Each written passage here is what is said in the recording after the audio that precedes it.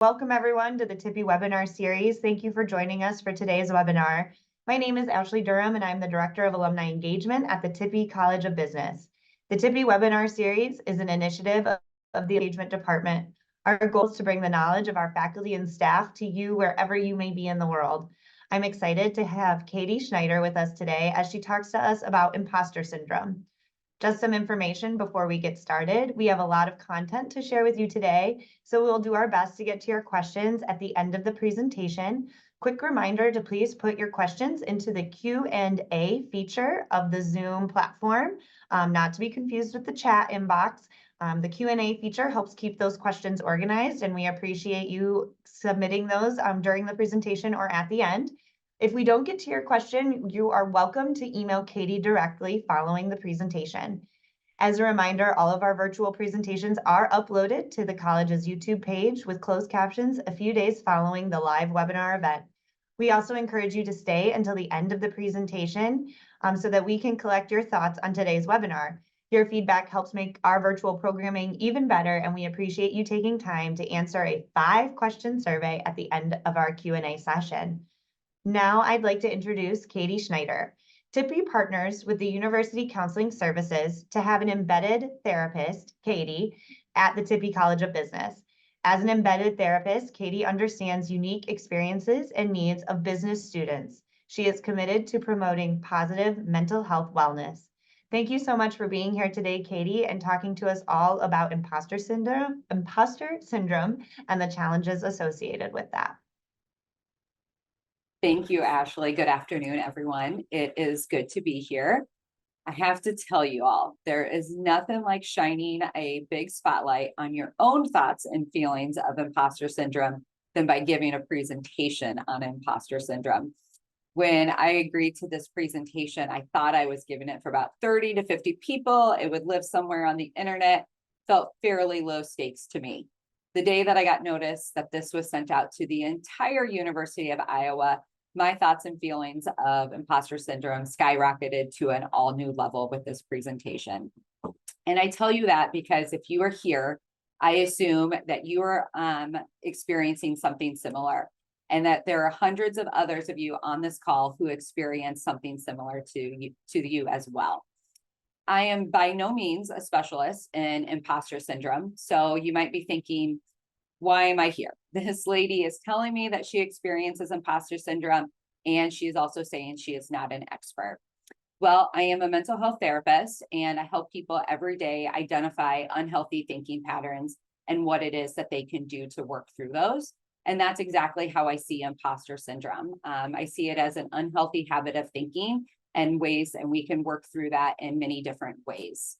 So as I agonized over this presentation, I decided to approach it from a lens of how does a therapist cope with imposter syndrome, and how does she help clients work through that? So throughout today's presentation, I'm going to give some personal examples that hopefully you will be able to connect with and share with others and apply to your life. So here's a quick look at today's objectives. So we're going to learn about the 5 types of imposter syndrome. We're going to develop an understanding of our thought patterns and learn about some strategies to cope with this unhealthy thinking pattern. These concepts that we talk about today can be applied to other unhealthy habits of thinking as well. I also want to note that this workshop is not tailored to you specifically. And so not all of these things are going to be a one-size-fits-all approach. Some of these things may apply to you, some of these things may not. And so I like to be able to use this concept of take what you need and leave what you do not. So at the start of all of my presentations, I like to be able to have participants check in with how they are feeling. And I think this feelings wheel is a great way to do this. So I know when we hear talking about our feelings, that can sometimes lead people to think, I don't want to do that. But our feelings are extremely important and give us a lot of information about what we are experiencing. So in this feelings wheel, in the center of the wheel is our core emotions: happy, sad, mad, good, bad. And if we stop and think about it, those emotions really don't tell us anything about actually what we are feeling. They're very general and very vague. Good and bad aren't even feeling words. And so when we can look at the outer two layers of this wheel, and when we can identify, I feel inadequate, I feel insecure, I feel intimidated, I feel jealous, I feel overwhelmed, whatever it might be, it gives a lot more understanding about the emotions that we are feeling.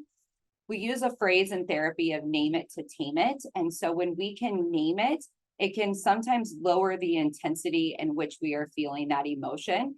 It can also lead us to answer the question of, okay, this is what I'm feeling. So now what? What might I do because I'm actually feeling that emotion? And we've built that awareness within ourselves.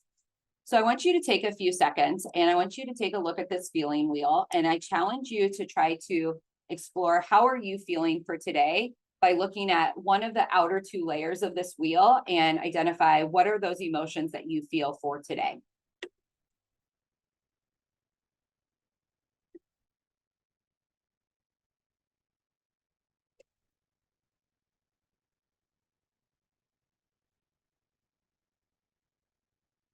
As you look at this wheel, I hope that you were able to identify some of those emotions on the outer two layers. I want to clarify that with this wheel, it is not a process of working your way out. So your emotion that you feel might be on that middle, that second wheel, or it might be on that third outer wheel. So it doesn't mean that you need to work your way out to do that. So I encourage you checking in with yourself on a regular basis with what these emotions are. And by regular basis, I mean in a daily basis. What are these emotions that we feel? Even giving yourself time to acknowledge the positive emotions. So I think oftentimes we also say, I feel happy today, but we don't stop to say, I feel successful, I feel excited, I feel proud. And that gives a lot more understanding to ourselves as to what it is that we are feeling. All right, so now we're going to transition to talk about what is imposter syndrome. So imposter syndrome is an internal self-doubt and fear that people will see us as inadequate or as a fraud. Imposter syndrome is not a clinical diagnosis, but rather a phenomenon that is experienced by many. The term was coined back in the 1970s with a research study done with high-achieving women. About 70% of people will experience imposter syndrome at some point in time in their life. I've even seen some higher statistics in that of up to 82%. I like to kind of think about imposter syndrome a little bit on this continuum of it, and that it's normal and natural that we are going to experience some levels of self-doubt at various different points and times in our life. So when we are experiencing change, new things that are happening, it's going to be common and normal to experience some self-doubt. But when that imposter syndrome shifts to that other end of that continuum, where now it's starting to interfere, it's prohibiting with us being able to take those opportunities, then that is where it's shifting more into that problem area, and that imposter syndrome is showing up more. So while imposter syndrome can affect anyone from a first-time job all the way up to a CEO, the more minoritized identities a person holds, the more prevalent that it may be for them as well. And imposter syndrome tends to impact high-achieving individuals. So continuous feelings of inadequacy is what can lead to that clinical diagnosis of anxiety and depression. So when it becomes that ongoing aspect. And it can have many implications for a person. So when you signed up for this presentation, you might have thought about imposter syndrome from the perspective of work or school, but it's also present in our relationships with others and within our roles in our family system. So let's start by talking about work and school. And I clumped these together a little bit because our audience is going to have a mix of students as well as working professionals. So this might mean that you are maybe not taking the risks at work or within your schoolwork. You might not share an idea. You might not ask for help from others. You maybe don't ask for that promotion or apply for that job, ask for that advancement, that raise. And so it shows up in a way that people can really overwork themselves, which can lead to a decrease in job satisfaction and job performance. So overall, this general burnout can start to occur for people. At home and in relationships, people can really struggle with being able to make decisions within their household, their finances, and with their children. I think about this particularly in the parenting world, right? There's no manual that comes with how you're to raise your child, and each child is a little bit different. And I think sometimes it can be seen a little bit taboo to talk about some behavioral aspects that go on. And so that can really lead to people feeling like I'm an inadequate parent if I don't know how to do XYZ in there, or to ask that question of a friend in there. It can really lead to people staying in unhealthy or abusive relationships because they don't want to go pursue anything else. They don't think they're deserving of another relationship. I think about the classic example that we can see in movies where the girl wakes up early in the morning to go adjust her makeup and her hair so she looks undisturbed when the guy wakes up. And so oftentimes, that's kind of that they don't want to be seen as inadequate or be seen for their true colors, because what if they don't like what they see then at that point in time? And that really shows up with characteristics in relationships too, not wanting people to see these vulnerable sides that they hold in there as well. So it can lead to people self-sabotaging in relationships, fear of getting into relationships, and overall maybe some social isolation because of those relationships that they are in. So we're going to talk about 5 types of imposter syndrome. They're referred to as types, and I kind of like to think about them a little bit more of characteristics of imposter syndrome. So we have 5 different types or characteristics. One is the superwoman or the superman. And this is because they have the fear of being seen as a phony, that they push themselves to work harder and harder. The natural genius is if something doesn't come quickly and easily to them, it sounds an alarm that something is wrong, and they set really lofty goals on their very first try. The expert is they fear of being seen as inexperienced or unknowledgeable, and that they're never good enough despite the knowledge that they continue to try to learn and have. A perfectionist, they set really high goals, and when they fail to achieve those, then they question their self-worth, experience that self-doubt, and have thoughts of not measuring up. And they tend to set really impossible standards for themselves. And the last type is a soloist, and they have difficulty with asking for help and seeing that asking for help is an insecurity or they are unable to do something. So if you signed up for this webinar, I assume that you can relate to maybe one of these 5 categories. And so I want to give you a few seconds here to think about your imposter syndrome. Building awareness and understanding thoughts and feelings related to imposter syndrome is going to kind of be our general theme for today. So I want you to understand where do you identify with one of these 5 types. So I'm going to give you a few seconds to think that over.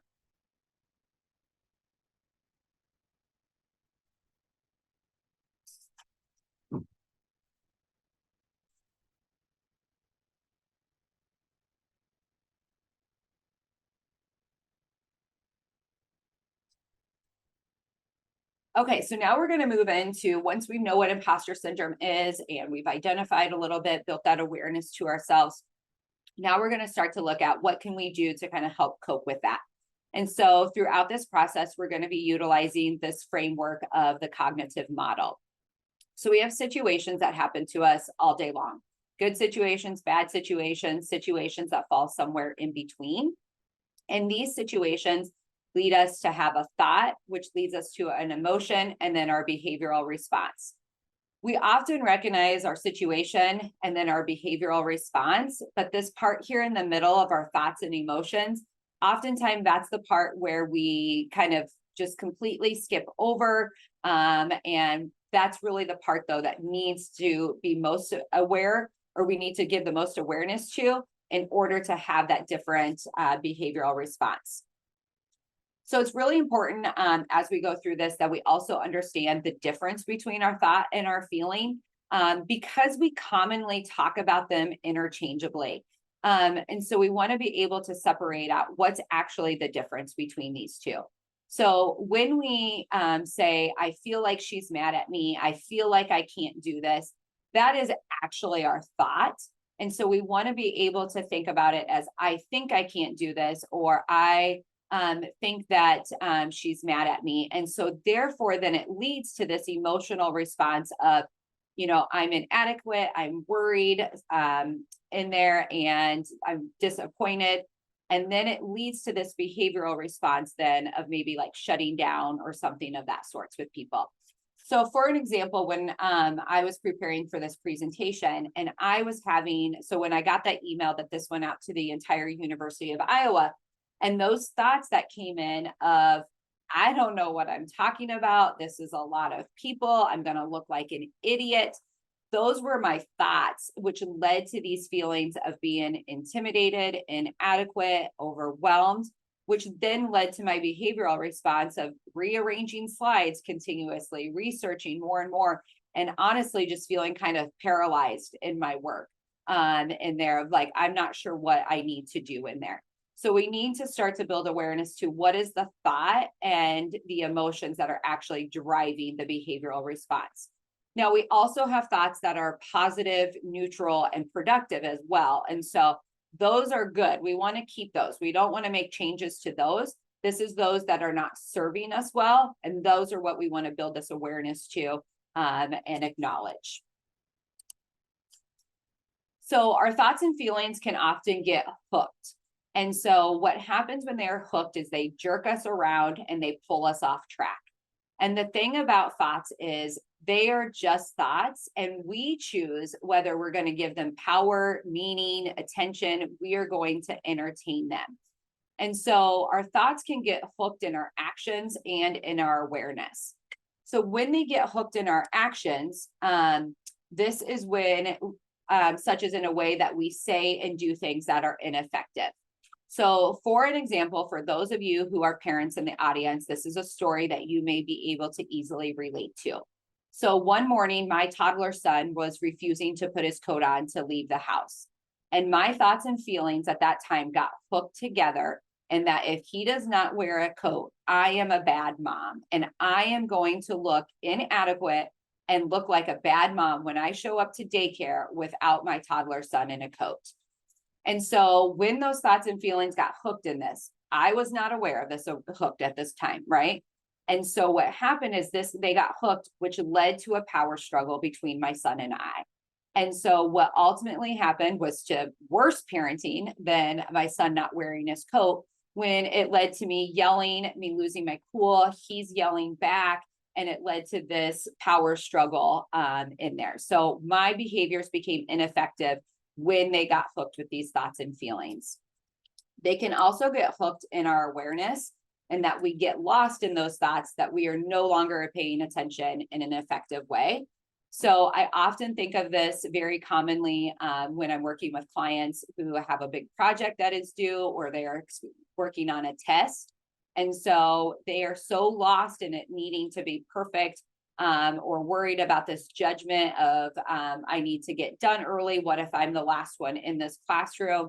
And so what happens is it pulls them off track, and they start making more mistakes, and they're procrastinating their work or whatever it may be in that point in time. So our thoughts can be very powerful when they get hooked with our emotions. And when that happens, it can seem as if we need to obey them. We need to act upon them. We need to, they're a threat to us and we need to avoid them, or there's something that requires our specific attention. So a way that we can think about this is, I'm going to engage you in a little bit of an analogy activity to go through this. And that I want you to hold your hands out in front of you, almost as if you have like a book reading in front of you. So your palms are facing up.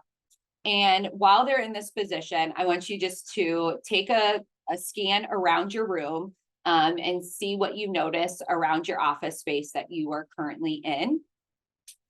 And then what I want you to do, your cameras are off, nobody can see you. So please engage in this unless you're in a public setting and this feels a little uncomfortable. But what I want you to do is I want you to start to raise your hands up, and I want you to put them directly in front of your eyes and bring them fairly close to your eyes. You don't have to be touching your eyes, but bringing them fairly close to you. Maybe separate your fingers just slightly, a little bit in there. And I want you to try to now look out upon your room and see how it is more difficult to focus on those things that were in your office space at this point in time, when those thoughts and feelings are so presently in front of you. And then I want you to bring them back down to that chest level. And I want you to notice how you can still see things around the room. You can still probably see those thoughts and feelings when you kind of glance down a little bit. They're kind of there in that vision of looking down there. They're still there. Bringing them down into our lap, they're still there. We might be able to still feel them sitting on our lap at that point in time, but we can see around our room much more clearly than we can when they're right up in front of us. And so when our thoughts and feelings get hooked, they're right there in front of us. And so we want to be able to unhook from them. So that's ultimately what we want to do, is we want to have some strategies to unhook so we can live a life towards what we actually want to be able to do. When we're hooked, we're distracted and we're away from the life that we want. And when we unhook, then we don't have to obey these thoughts and feelings that are coming in. We don't have to act upon them. We don't have to see them as a threat. So now you might be thinking, okay, so how do I actually unhook from these thoughts and feelings? And there's many different ways in which we can do that. And so for today, I'm going to share with you this one metaphor of the doom and gloom radio show. And so I'm going to play this video for you to hear this metaphor and what happens in this process. When this video begins, it is going to be a little staticky at first, and it is supposed to be that way. It's supposed to represent like an old radio tuning in. And so don't adjust your volume just yet, because you might get blasted out once the man does start to talk here. So just give it a few seconds here to adjust.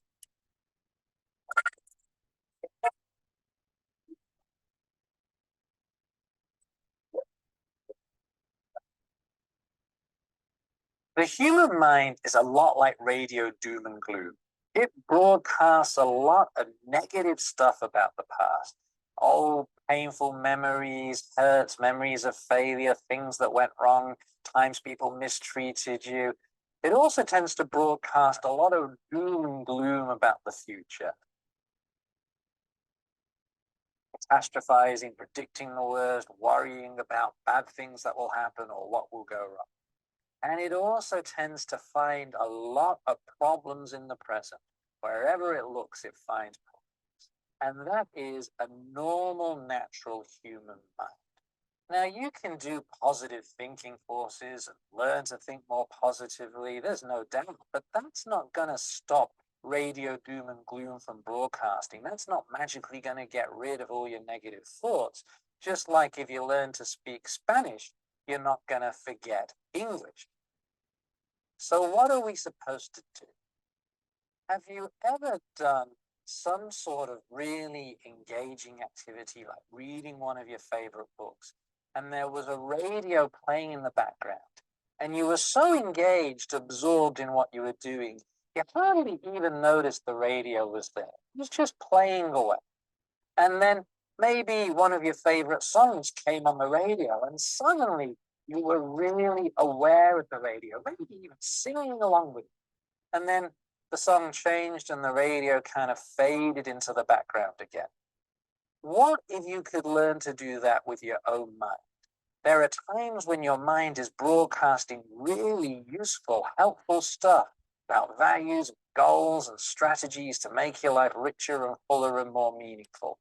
What about at those times you could kind of tune into the radio? Make good use of that kind of useful stuff that your mind is telling you. And the rest of the time when it's doing its radio doom and gloom stuff, just kind of let it play on in the background. This is very different to trying to ignore a radio, trying to not hear it. Have you ever tried to not hear or ignore a radio or a loud voice in a restaurant or a lawnmower outside your house? Isn't it the case the more you tried to ignore or not hear it, actually the more it bothered and disturbed you? It's also very different to bringing in a second radio trying to drown out the first one. Let's bring in radio logical and rational, or radio positive and optimistic to try to drown out radio doom and gloom. It is very hard to focus your attention on an activity, to engage in doing something that matters, while you've got two radios playing two different channels in the background. One simple way that you can do this is just to notice when the radio is broadcasting its doom and gloom stuff and just simply name it. Ah, here's radio doom and gloom broadcasting in my head, or oh, there's my mind worrying or predicting the worst, or there's the I can't do it story, or there's the I'm not good enough story. Whatever it is that radio's doing, just non-judgmentally notice it and name it. So we don't get into a battle with these thoughts. We don't try to run away from these thoughts. We don't get swept away or bogged down with these thoughts. We just let them come and go like a radio playing in the background. And instead we focus our attention and our energy on living by our values, doing things that help us to create a rich, full, and meaningful life.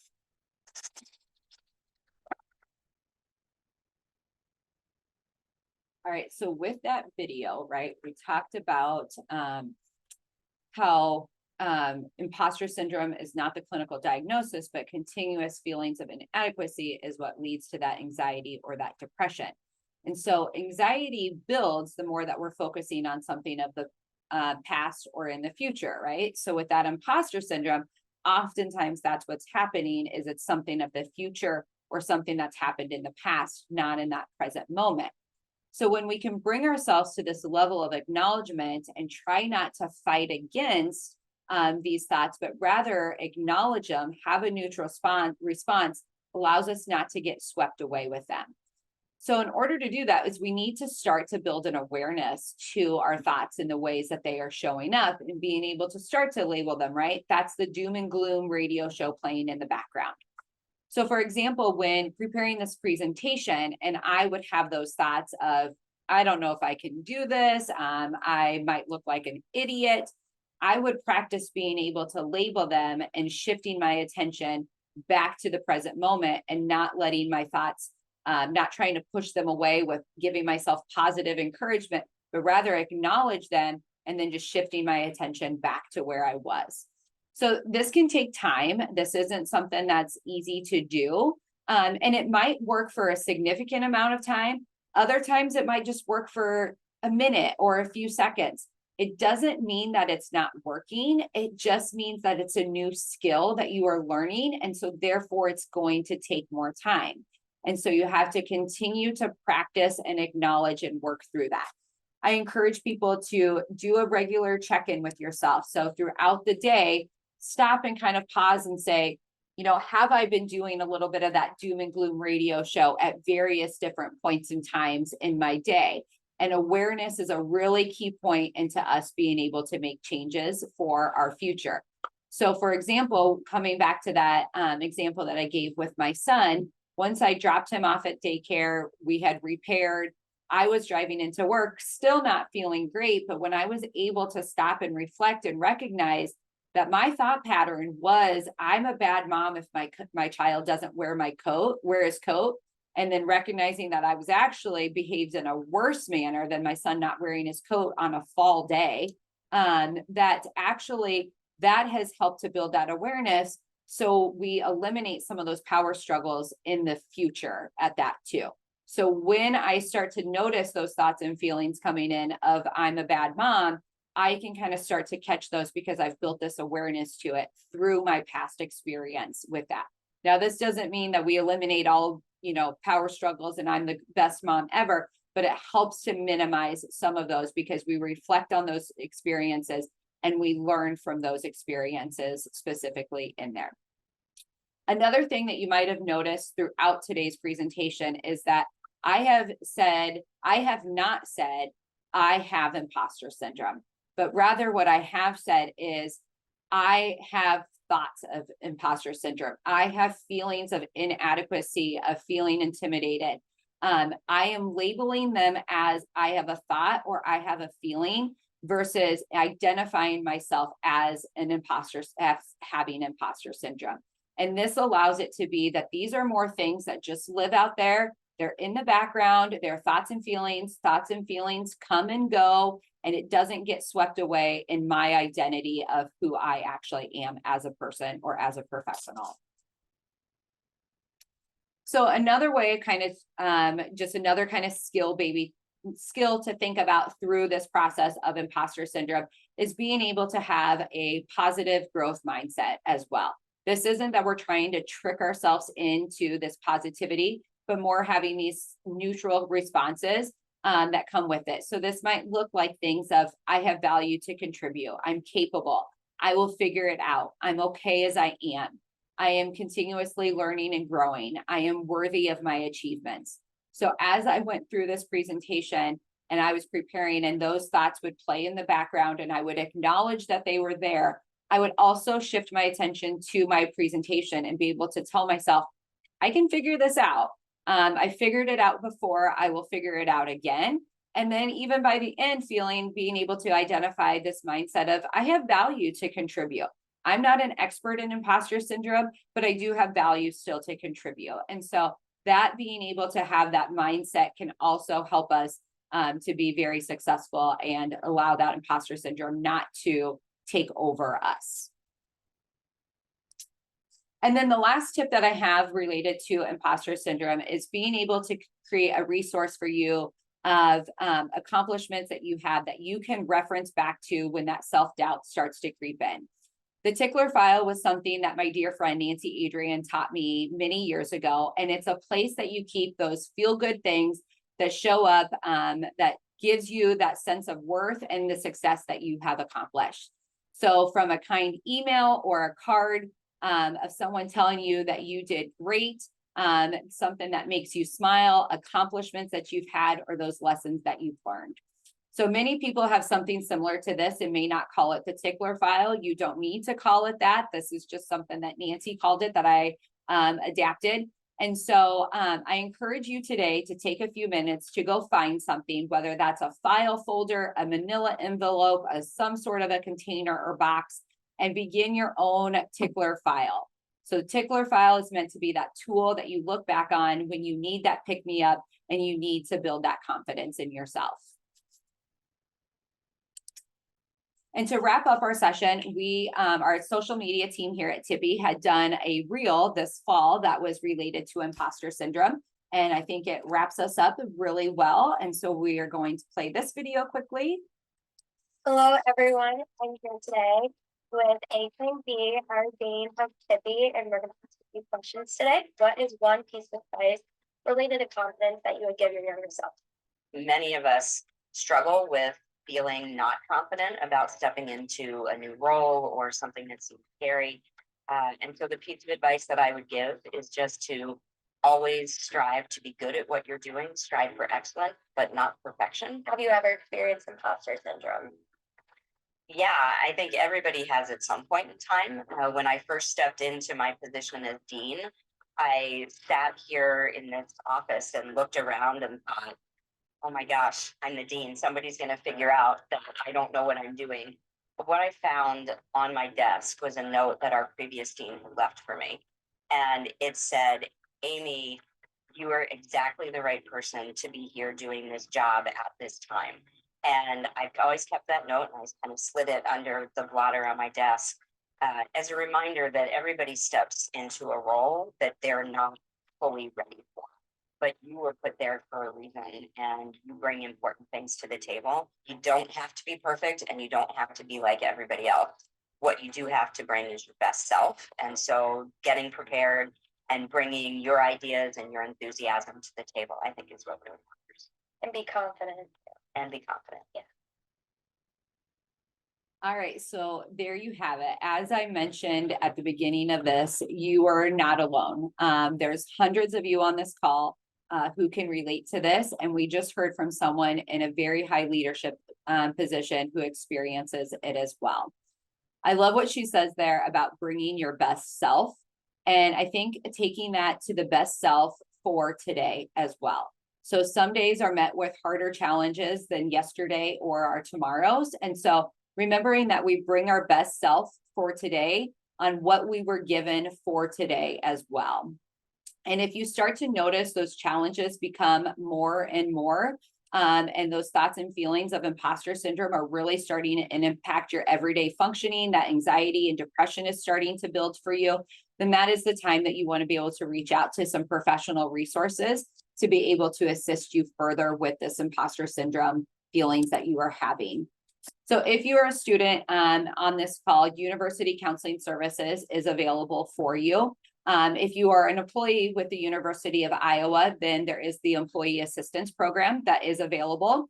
And then if you are with an outside agency, being able to check in with your employee benefits or your insurance. So maybe your company has some sort of an employee assistance program. You could call your insurance company as well and find out what your benefits are, as well as in-network providers who would be available to you. Another tool that we use is Psychology Today, and that is a resource where professional therapists put in their contact information and how to schedule an appointment, what they specialize in, their insurance coverage. And so that could be another tool for you to find a therapist based on your area specifically. And so that is all that I have for my formal presentation part today. And so we have time for some questions. And Ashley is going to help facilitate and moderate that. Yes, well, let me be the first to squash that imposter syndrome for you. You did an amazing job. This has been excellent. So thank you so much. And we do have some questions, so let's jump on into those. Someone asks, can you share your thoughts on distinguishing between burnout and depression? That's a tricky one. Let me kind of think about that one a little bit further too. I think one way I would think about it if I was working with a client is, how is it affecting outside of that workspace, right? So if we think about depression is impacting usually beyond just one isolated area, right? So it might start to impact us at work. It might impact us in our relationships with others. It might impact us on activities that we enjoy to do.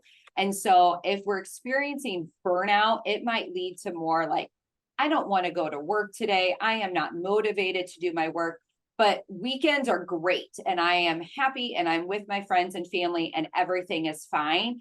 I go and I do activities outside of work. So being able, I think, to separate that, like how big of an impact is this? Now, burnout could directly cause that depression though as well, but being able to those earlier stages of burnout, being able to recognize where it's just kind of maybe isolated into that one setting specifically. Awesome. Katie, I'm just going to give you a quick reminder. Go ahead and close that presentation so that we can just have more of a conversation. Lindsay asks, can you identify with more than one type of imposter syndrome at the same time? If so, is there a different way that we should go about handling that? I definitely think, I don't know exactly what she means by like at one time. But at various different points in your life, then yes, for sure, I would say. But yes, I would say you definitely you likely can too, right? So when I was designing the presentation and when I finally had to grapple with this, like I'm not an expert, but I don't do research in imposter syndrome. I am not trying to be that imposter or be that expert, but I felt like I needed to be that expert at the beginning of it. And also, full disclosure, I'm a perfectionist. So that shows up as well. So I think I was, battling with that like expert and perfectionist, feeling like I needed to be that. So I would say likely you could kind of experience multiple of those, and just bringing that awareness to what are these that I'm having and what might I need to do? Like, how are those thoughts showing up for me based on those types then? That makes very much sense in there. Kind of muddy there. This is kind of a funny, well, silly one. Somebody says, I sometimes yell, shut up at my radio doom and gloom. Is this a healthy strategy?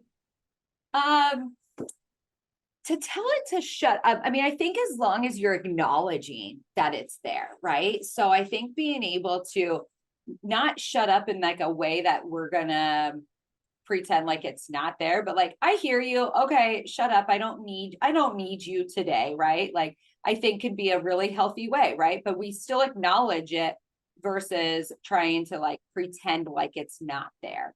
The more that we pretend that it's not there, then the harder it can be for us. So acknowledge it, tell it to shut up. That's fine. And there's actually a funny video out there as therapists that we laugh about sometime of a client goes in to talk to the therapist, and every time the client says something, the therapist just yells, stop it, stop it.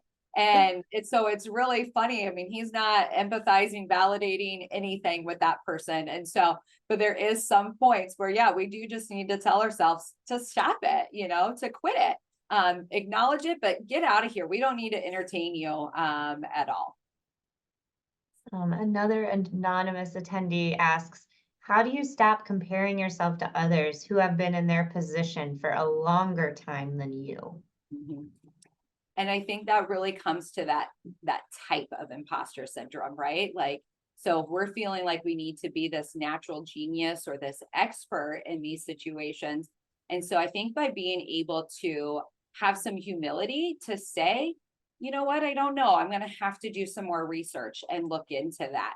And being able to understand that comparing ourselves, I'm trying to figure out, there's a quote that I can't quite remember from Brene Brown where she has that comparing ourselves is, while we're also trying to stand out, is directly fighting against ourselves. And so why are we trying to compare to this model when likely we're also wanting to stand out at the same time? This is a good question. How can I better support a colleague or a supervisee who is experiencing imposter syndrome? Yeah, so I think one way for that is to be able to help them explore and understand what's going on. I think a lot of times when it comes to being a supervisor or a colleague and a professional, we want to jump to giving that positive encouragement, right? So we want to be able to say, you got this, you can do it. And really probably someone who's experiencing imposter syndrome really might need to have some validation and acknowledgement of that first, right? So for someone to say, sounds like you're really doubting yourself in there. What's going on? I hear you are having a difficult time with this. Validating first and then moving to this process of, you've got this, your information first, but helping them recognize maybe that doom and gloom radio that's playing by you asking questions or validating what their experiences are. Along those lines, like I think about with this webinar, and I shared with you all like my thoughts and feelings of imposter syndrome that came with that. And when I would talk to friends and family about the nervousness, that I have with this, it was often met with, you'll do great, it'll be fine. And it was like, hey, well, thanks. Like, I appreciate that, but that doesn't help me in a way that for someone to say, "Ooh, that does sound like a lot that's going on. That sounds intimidating in there. I understand why you might feel that way," can go really far in being able for people to be like, okay, this is normal, and I don't need to continue to try to hide it at this point in time. Well, thank you for that nugget, because I get a lot of presenters who are like, I'm so nervous. Da, da, da. So now I'll start validating those feelings instead of just being like, you're gonna be fine. Yeah, validation is a really key component, but it's natural for us to jump to want to be positive and encouraging. But if we can help people to recognize like, this is okay, this is normal, can be a really positive thing. This is an interesting question. Is there a gender difference in recognizing imposter syndrome? So as I said, like the research study was done with high achieving women. And I also shared it can impact anyone. But the more minoritized identities that a person holds, then that and those thoughts and feelings may show up more in there. So I definitely think like women may be more likely to experience that imposter syndrome, especially if we've got a lot of business professionals on this call right now. Where, traditionally, stereotypically, it's been a men's world, right? And so when women come into that very populated men environment, then that imposter syndrome may show up that much more for that person as well in there. And so again, more minoritized identities a person holds, then the more likely it could show up. Yes. This is an interesting question, but it's a little long, so give me a minute. I have had people say that they want to be me because they have heard how good I was at what I do, which I struggle with hearing. But I let those people know you can't be me because we have a different background and different experiences. Capitalize on your own. How does someone feeling like an imposter help another not get bogged down in the same feeling? So I know you sort of addressed this already, but I think it's worth noting Yeah. again. So the specific question is, how does someone who's an imposter Feeling like an imposter help another not get bogged down in feeling like an imposter? Yep. Yep. I think this is where it can also be really empowering. If someone is coming to you and is saying that I want to be like you, and maybe they're feeling some of that imposter syndrome, to also be able to be vulnerable and share some of your challenges that you have had as well, to help normalize. I mean, when we talk about 70% of us experience it at some point in time. And so if we can normalize it, then that can go really far in being able to support someone else. And we don't have to have the answers to the person of like, how did I work through this? What did I do? Because you might not know, right? Like, but being able to say, you know what, I have experienced this before. I've been in your shoes before at this point in time. And I love what they say there about you can't be me because we have our different experiences. We're different people, and that's so true. And I think being able to share that, and also though normalize, like, I have experienced this before. You're not alone in that. Let's see, I have a couple more here. How can you identify the differences between feeling temporarily insecure and not feeling confident in your skills? Okay. Temporarily insecure and not confident. Feeling confident in your skills. How can you identify those differences? So a moment of insecurity and not feeling confident in your skills.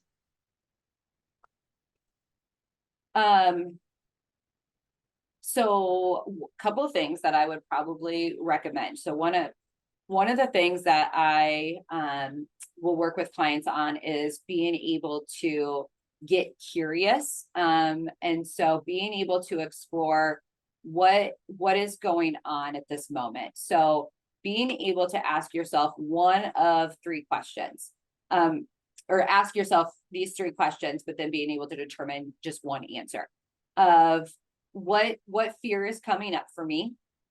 What does this behavior remind me of? And then also, maybe this one doesn't apply to this situation, but am I overstimulated? Am I overtired? Am I overwhelmed? Whatever it might be, like, kind of rule out some potential other external factors that might be going on with people.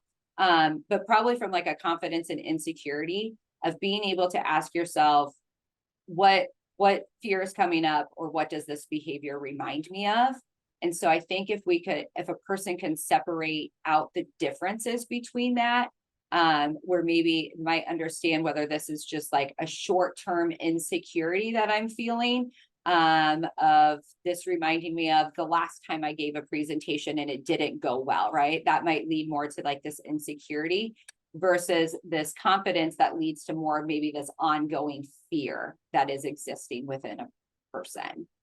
So those two questions probably would be what I would encourage someone to explore, parcel that out, determine what those thoughts and feelings are that are coming up.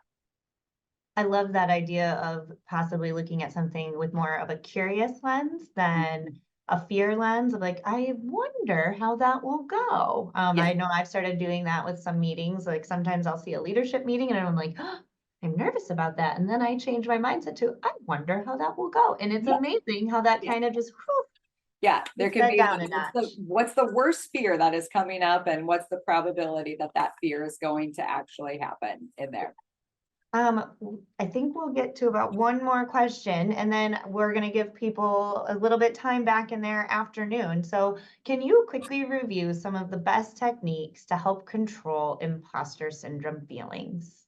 Yes. So a couple of those techniques is one, being able to build that awareness and understand what are you experiencing?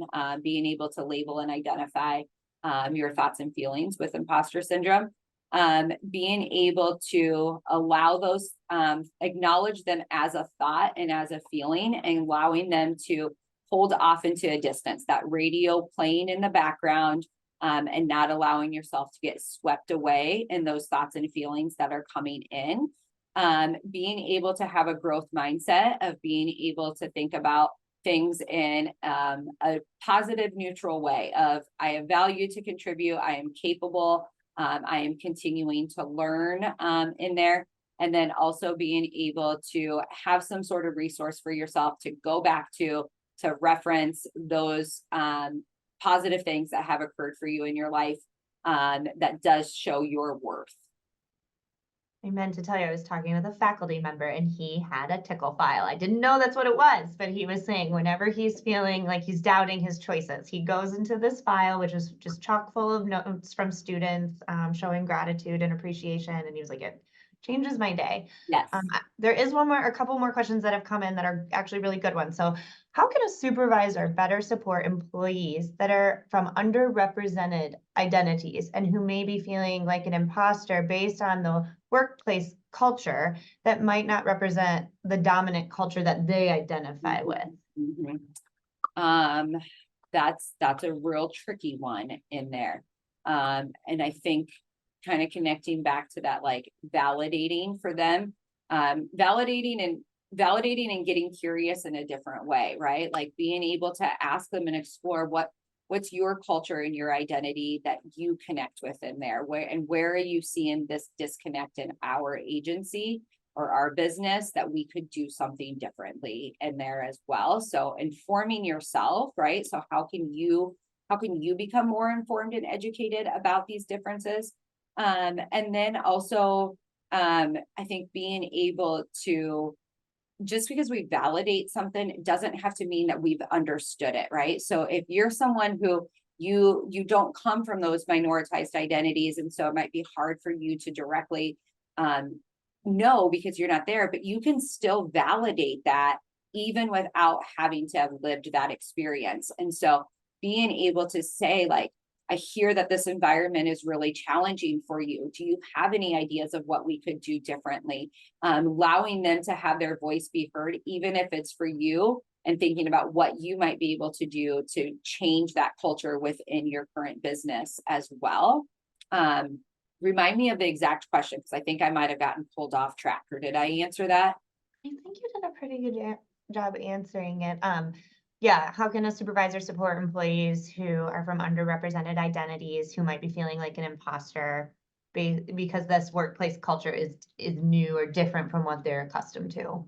Yeah, really, I mean, again, coming back to that, validating what you are hearing and trying not to dismiss it.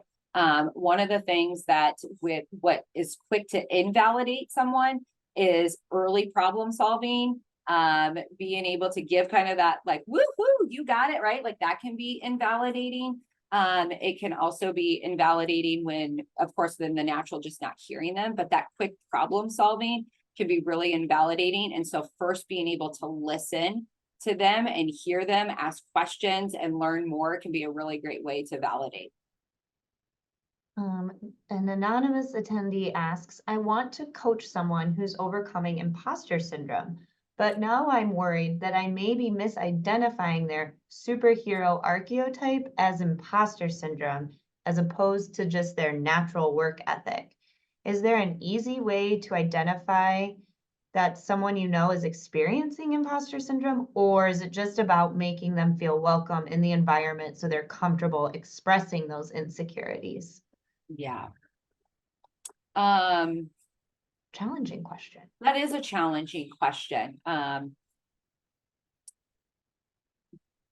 Because, and I wonder if that person, so they see that other person as a superhero, and I actually would challenge, maybe they're thinking they need to be a superhero by coming in and helping that person. And so maybe that little dynamic in there, like what does my helping that person represent in there? So can you read the question for me one more time? Is there an easy way to identify that someone you know is experiencing imposter syndrome? Or is it more about making an environment welcoming so that people feel comfortable expressing their insecurities?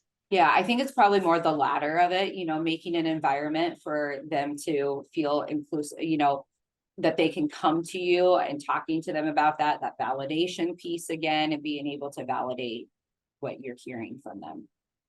Yep, and then Katie, there are a couple questions in the Q&A just about like, I'm having trouble with my feelings and, you know, how do I start working on this? And so I just thought I'd give you a couple of quick minutes to just maybe re-hit on some of those resources that you shared, you know, certainly for us as University of Iowa employees, but maybe tips for those not within our network.